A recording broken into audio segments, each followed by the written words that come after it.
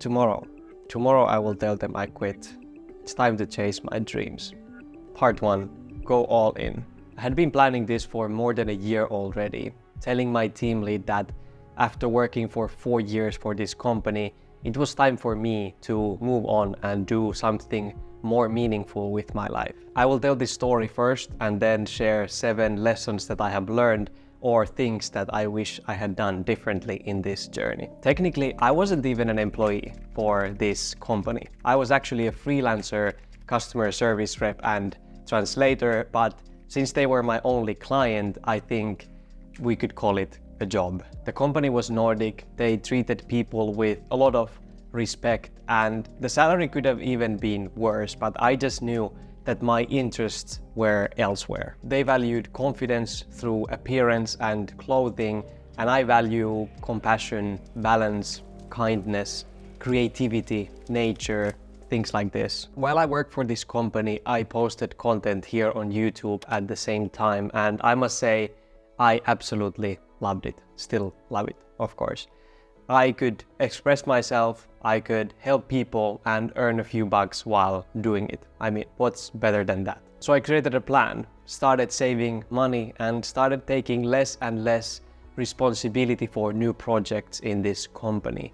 I saved as much as I could. The plan was to save 1 year's worth of money in my bank account. That was exactly 1 year ago.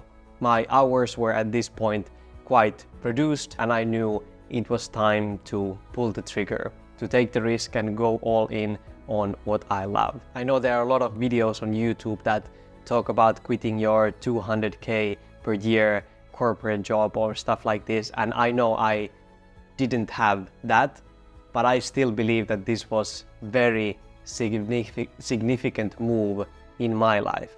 Part 2. The first 9 months. The quitting actually went surprisingly well. They didn't have anything bad to say about me or to me, and they actually paid me to train the next person for this job. I of course kept making these videos, and my big goal was to make a full-time income within 1 year so that I wouldn't have to get a new job. I got some financial support from brand deals of products that I use myself, but I knew that those were not going to pay the bills, at least in the long run. They were just maybe giving me a little bit more time, but so many of these companies are not aligned with my values, or they have a product that I wouldn't use myself, so I just rejected and still reject like 95% of these proposals. So then I decided to go another way. I asked my audience, what is something, some service, some information or product that they would be willing to pay for to solve some problem in their life? I got the results to this, and then I spent the next 9 months creating an online course that is solving exactly the problem that you, my audience, has. While creating this, I was of course still consistent with YouTube, and when I launched this course about minimalism and simplifying life, the launch went really well. It gave me a couple of months of runway, so extending the time when I need to get a job.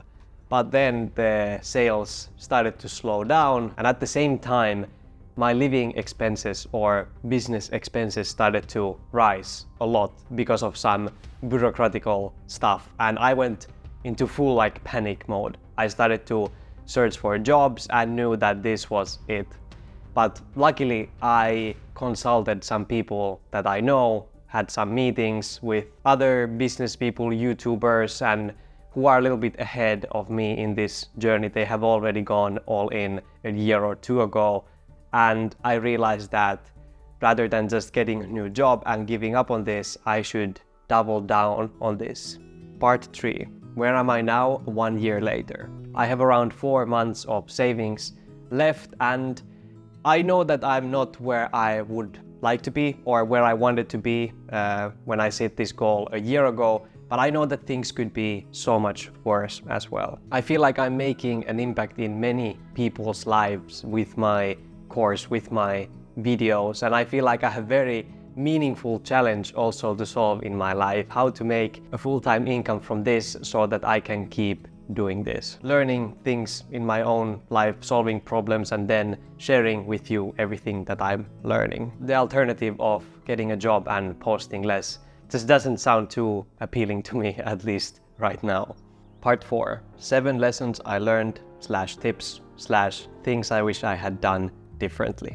Number 1. The stress levels increase, but so do motivation and input. Initially, I was really afraid to do this move, putting my back against the wall, just because I am so much about balance and not hustling too much, not burning yourself out, not overworking. And I knew that this might require that, but I'm glad that I did, because I have learned so much about my own capabilities. I knew that those things are just fears, because at any point I can just say that this is enough, this is it. I'm not sacrificing my mental health for this, because that doesn't make any sense. But if I'm not even willing to go there, to check what is on the other side, I feel like I'm just missing out on life. There have been days when I just do too much without realizing it, because I am afraid that this will not work and I feel like I cannot stop.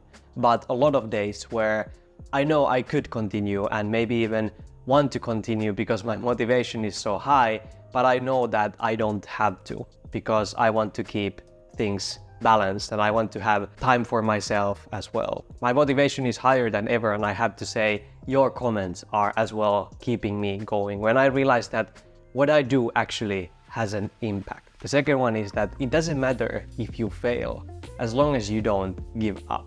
It's kind of cliche advice maybe, but emotionally this was huge for me. I was so afraid to fail in this journey because I know that I'm failing on my dreams if that happens. But I just realized it's an illusion. It doesn't mean that if this doesn't work out, because what's the worst case scenario? It's that I am just getting a job to support what I'm doing now, and most likely eventually if I just keep doing this, I can quit that as well, because I'm making enough money from this and I can sustain myself. And then once I realized that, I thought, well, that's actually not that bad. I thought it could be so much worse. And it was very easy to accept that. And here I have to say as well, getting some support from therapists helped a lot to talk about these feelings that I have. Number 3, staying focused is the hardest part, not knowing what to do. And here I could specify it even more.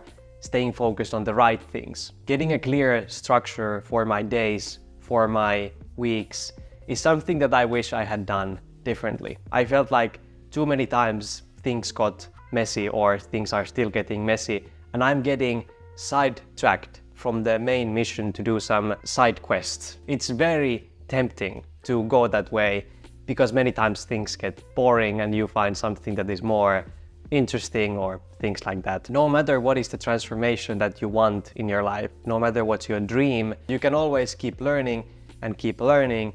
But if you don't actually take the action, stay consistent, do those things, I don't think things will just change. And that is very hard if you are alone in this journey. I know that. So the number 4 is find the right people to support you. The closer they are to the spot where you are now in, the more helpful I feel like that connection, that relationship is. And you can be the one making the initiative if you don't feel that there's anybody right now there. You can find the people.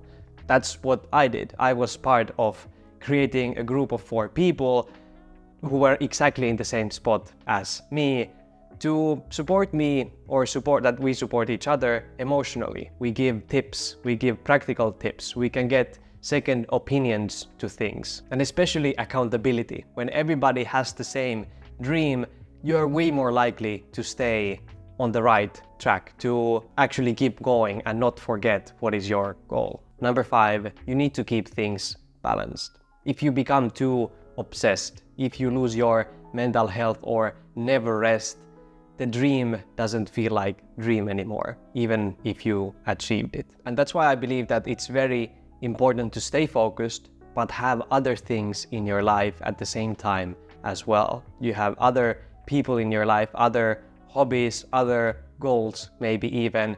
This could be the main thing, but it cannot be the main thing 24 hours every single day. The lesson number 6 is that every journey is different, because also every starting point is different. Some people just have more skills, more resources, more time, or just more luck than you do. I think it's very important to learn from other people and what they have done, especially the mistakes that they have done, but still focus on your own journey. Especially when you are starting out, especially when you are in a vulnerable moment, comparison can be very poisonous. And that is one of the reasons why I wanted to make this video, because this is not one of those big, quick success stories. This is a story that is still evolving, and I want to document that. I want to inspire with these other people. The lesson number 7 is that if not now, when? Do it while you still can. If you have family to feed or other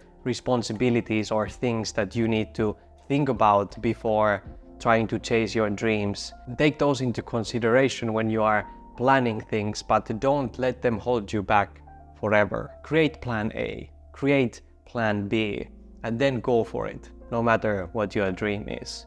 Thank you so much for watching. Remember to stay kind and meaningful in your own beautiful journey. Hope you got some inspiration from this video. See you in the next one.